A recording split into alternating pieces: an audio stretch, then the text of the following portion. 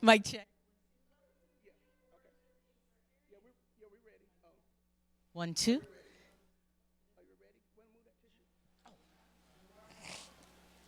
5 seconds.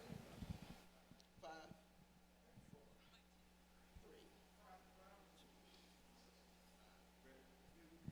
Good morning, good morning, good morning. Welcome to the pre-worship experience. And it is me, Miss Crystal Goodner Spratt, holding down this thing solo because a lot of our time today is going to be focused on a very important video. So before we toss to that video, you know how we do on social media. You know, they kind of dangle you. They say, we've got something very important to tell you, but share this broadcast. And we want you guys to continue to come on into the room. Come on into the room. Happy Sunday to you. Hope your weekend went well. And we're going to get to talking about Friday night's concert. How many of you guys enjoyed checking out that tribute to Earth, Wind, and Fire in celebration of our pastor and First Lady's 41st anniversary? The pastor and people's celebration. Did you guys get to check it out?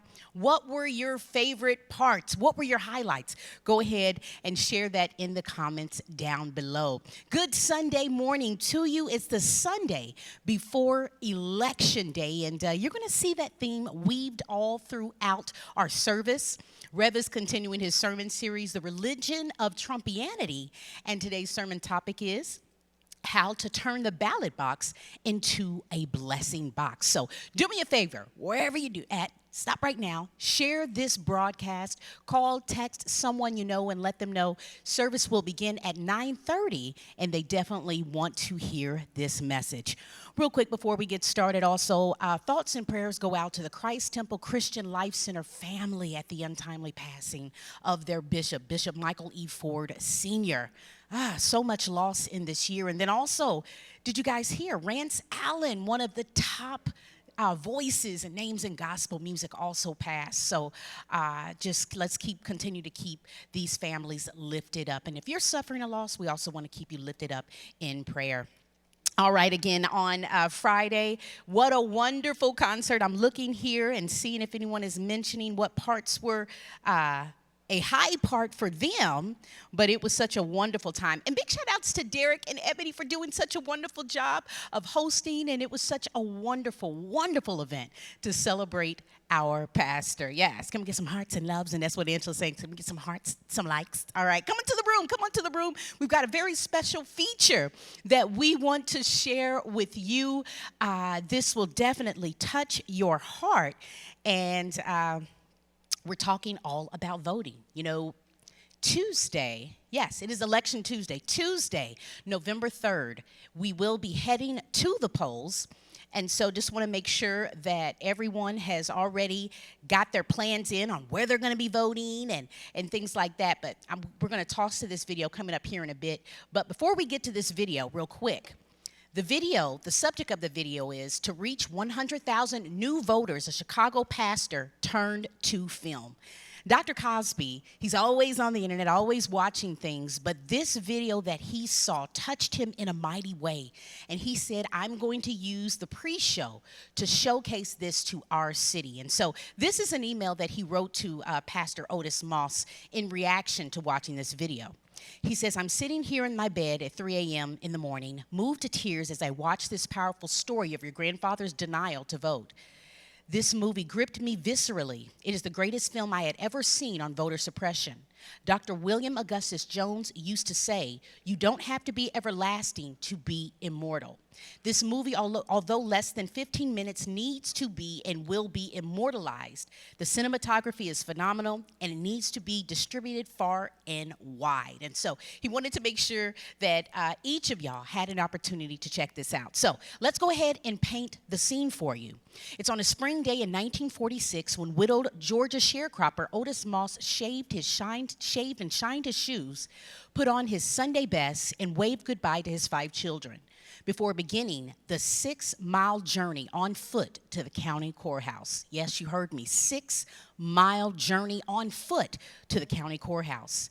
In his breast pocket, he carried a letter certifying his voter registration and his assigned polling place. Moss had promised his late wife, Magnolia, he would vote in the next election, but that day he was turned away, and he would be turned away from 2 more polling places. Check out this video.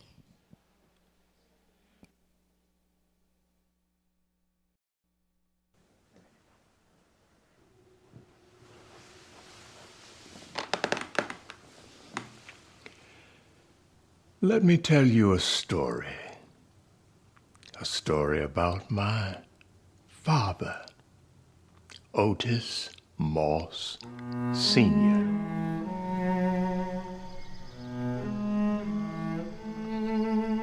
It's the story of my father's determination to exercise his right to vote.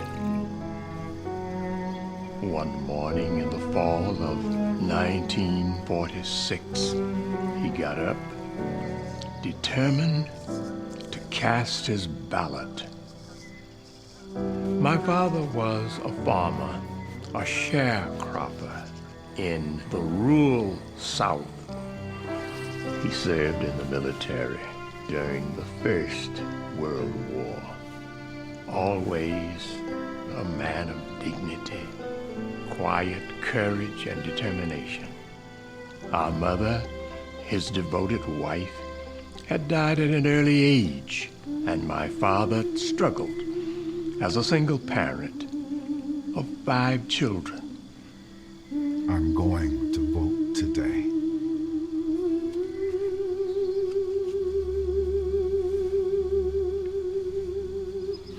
We were amazed, excited that our father is about to do something really significant. Go vote, Papa! Vote him out! Yeah, go get him! We love you! Go get him! Good luck! Bye! Love you! Take care! Go vote him out! He walked from the house well-dressed, well-groomed, 6 miles to the town center. Now, in every age, things have been introduced to keep certain people from voting, especially black people. We knew the racism, the hatred, the injustice represented in Governor Eugene Talmadge. And some of the Negroes will vote. If I'm your governor, they won't vote in our white primary the next 4 years. He was well aware of all of the dangers, toils, snares, and roadblocks to keep him from voting. But he was willing to face all of that and exercise his right to vote. He did not know what the experience would be for him on that day, but he was well aware of what was taking place all over the South at that very moment.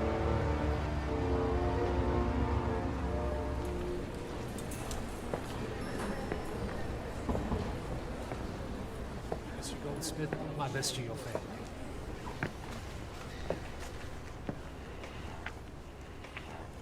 Sir, I am Otis Moss, and I am here to vote.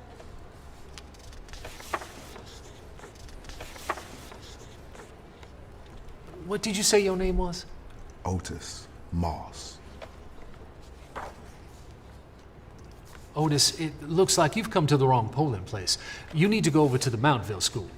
I have a letter here from the county stating that I vote here.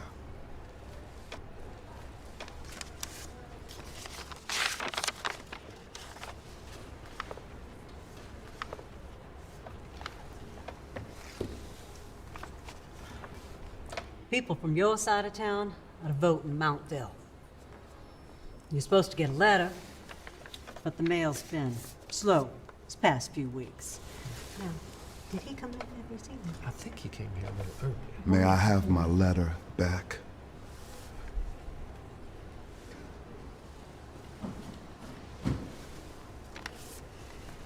Please.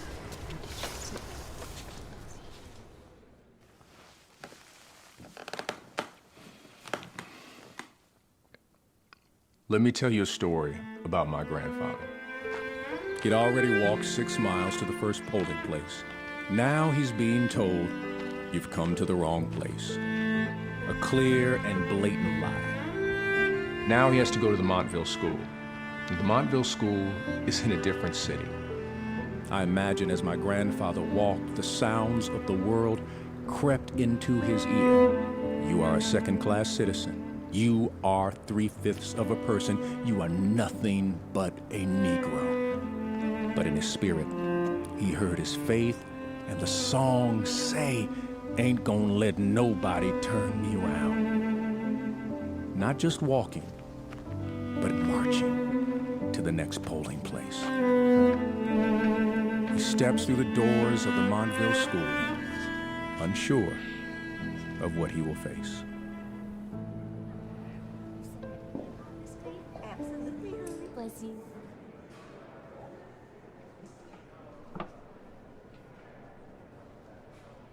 Yes? I'm here to vote. I was sent here from the LaGrange courthouse. You are in the wrong place. You're supposed to vote at the Rosemont School. Now, the clerk from the courthouse said I was to come here. I don't know about that, but I know you're supposed to vote at the Rosemont School.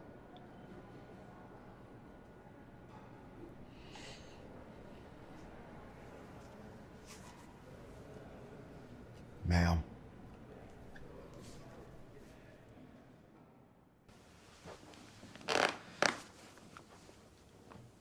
Let me tell you the story of my great-grandfather. Because of the color of his skin, he was held back from voting. Voting, a basic right of his, one of his freedoms. And because of the way he looked, he wasn't allowed to. Despite the next polling place being 6 more miles, despite the disappointment and the anger and the frustration, his determination, strong will, and dream to vote outweighed any disappointment that crossed his mind. Boy, I sure am sorry, but the polling place closed. Now, if you would have been here 5 minutes earlier, we would have let you in.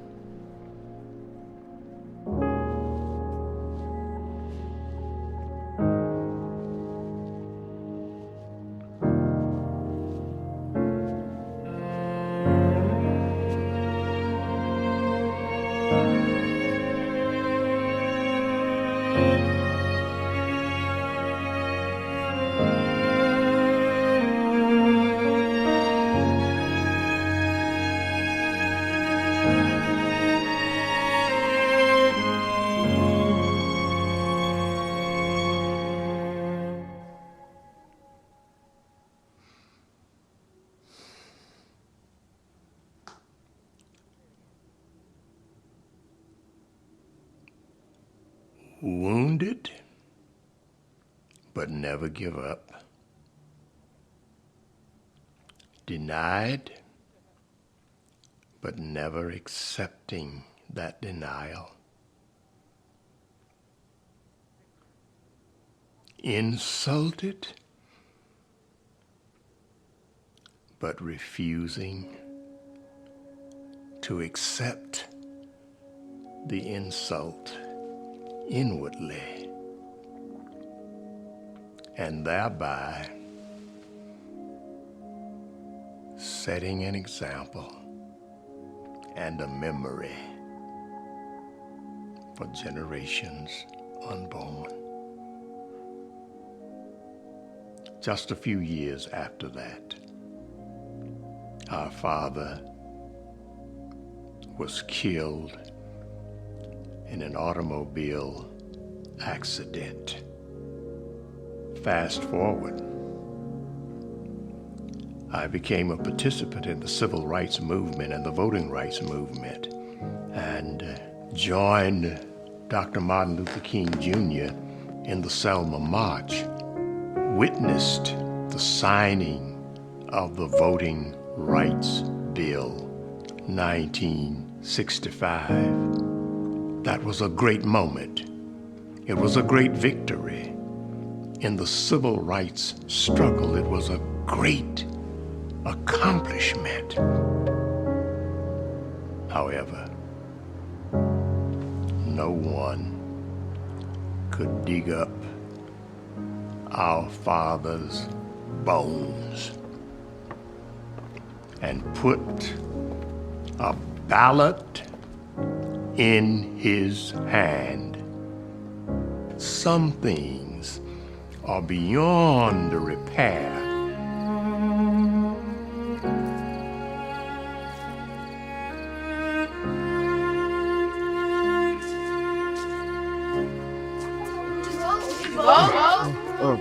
Give Papa a minute.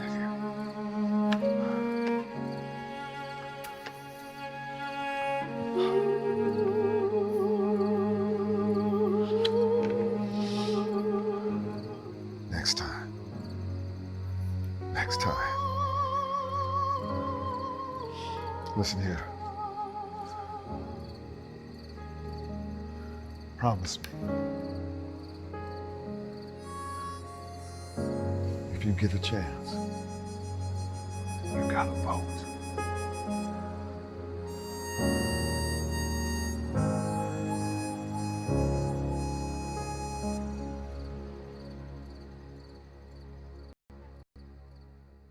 One of the remarkable moments in my life and in my memory is taking my son, Otis III, to vote. I paused on my side of the curtain in prayerful silence and listened to Otis III punch his ballot. That became music. Freedom music. Liberation music. The sound of my father's footsteps trying to cast his vote.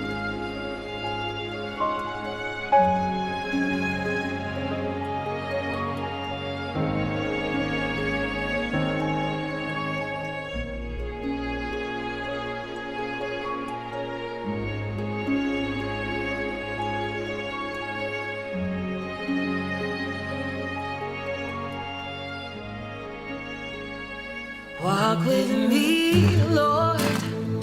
Walk with me. Walk with me, Lord. Walk with me. While I'm on this tedious journey, I want Jesus to walk with me. Walk with me, Lord. Walk with me.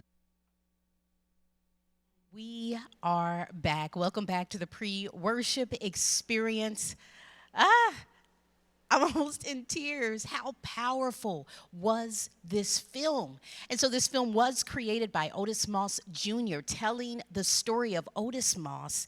And the purpose of this video was to get 100,000 new voters in Chicago, but we want this video to go viral, and we want everyone to realize first the history of how we were not allowed to vote and why exercising that is so important. Hey, real quick, early voting is still an option up until tomorrow. Kentucky, you know that you can vote early at the Kentucky Center for African American Heritage, the KFC Yum Center, the Kentucky Fair and Exposition Center, and those are the places where you can vote early. There in Southern Indiana, you can vote early at the courthouse, and if you're in New Albany, Floyd County, you can go to the 4-H fairgrounds. I casted my early vote on Friday, and just being there, going in the lines were long, it was cold, but we were able to hurry up and push through. But I couldn't imagine walking 6 miles and being turned around so many different times and being denied the right to vote. And so that should make us feel even more empowered. And be sure to let everyone you know, encourage everyone you know to make sure that they exercise their right to vote. Good Sunday morning to you. Welcome to the pre-worship experience. Hey, service begins here in a couple of minutes at 9:30. Share this broadcast. And Rev's sermon series is The Religion of Trumpianity. And today's sermon topic is going to be how to turn the ballot box into a blessing box. Let me do some shout outs real quick, and we've just got a couple more minutes to go before service starts. But what did you guys think about this video? Someone said, Ms. Darlene Combs says, voting is your voice. Please take pride in doing so. Please take pride in voicing your right to vote. Yes, Letty Johnson said, yes, Crystal, so very true.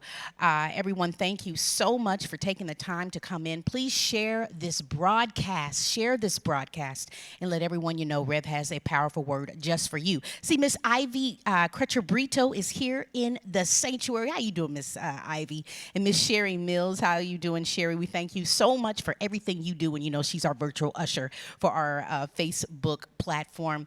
Evangelist Patricia C. Taylor is tuned in. Hey, Reverend Pat, hope you're having a wonderful, wonderful day.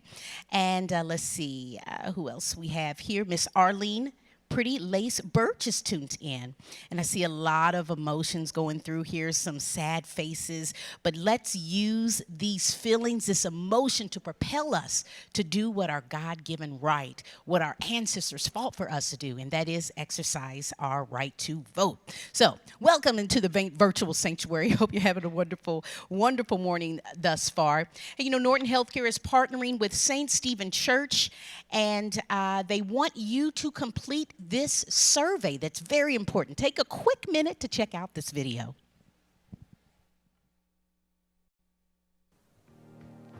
Hello, I'm Dr. Stephen Patton with Norton Community Medical Associates. Ensuring everyone has access to the resources they need for a healthy lifestyle is important. Part of our mission for caring for the community, Norton conducts a community health needs assessment. Results from this survey helps us better plan and create programs and services that will best benefit the community. I am here today asking for your help to ensure that the voices of St. Stephen's Church are heard. Would you please take some time and fill out this survey using the link below? It's short and completely confidential. Your voice is vital, and it can create great benefits in the community. We appreciate your time and your input. Thank you.